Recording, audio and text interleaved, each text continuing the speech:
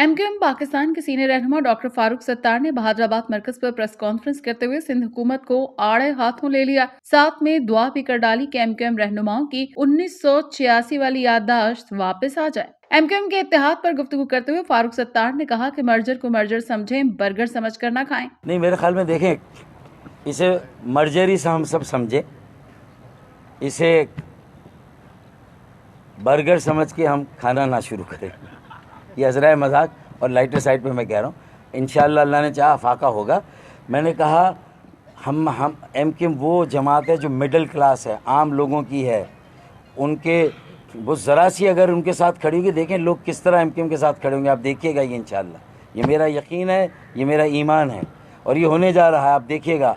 क्योंकि खला है, उसको कोई नहीं पूरा। अगर चले एमक्यूएम नहीं थी, एमक्यूएम की गलतियाँ भी हैं, मैं मानता हूँ, है ना, तो उस खला को अब तक किसने पूरा किया? किसने लोगों के सर पे हाथ रखा है भाई? बल्दियाती इंतखाबात दौड़ के जमात इस्लामी ने कौन सा तीर मार लिया है? 25,000 लोगों को। अब तो वो है ना KDA KMC Karachi water sewerage company में, अब तो बल्दियाती सेकंड नंबर की पार्टी तो जमात इस्लामी। 25,000 लोगों को दिलवाए ना, करें वजीर आला हाउस पे धरना, दिलवाएं, हम दिलवाएंगे इंशाअल्लाह। अगर तुम्हारी एक रेड लाइन है तो हमारी भी एक रेड लाइन है। समझा था कि अगर हम कुछ बातों में उलझे हुए हैं, अपनी तरजीहात तय कर रहे हैं, तंजीमें 9 में लगे हुए हैं, तो इसका मतलब ये कि हम मंजर आम पर नहीं है, हम मुतहर्रिक नहीं है।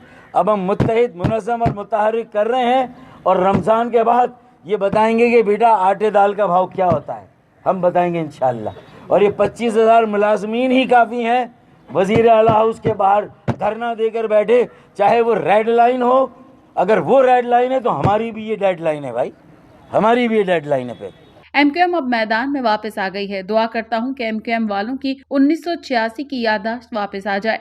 देखिए, मेरे पास यहाँ लाइटर साइड पे भी बहुत कुछ कहने के लिए, लेकिन वो अच्छा नहीं लगेगा, मौजू बड़ा संजीदा है।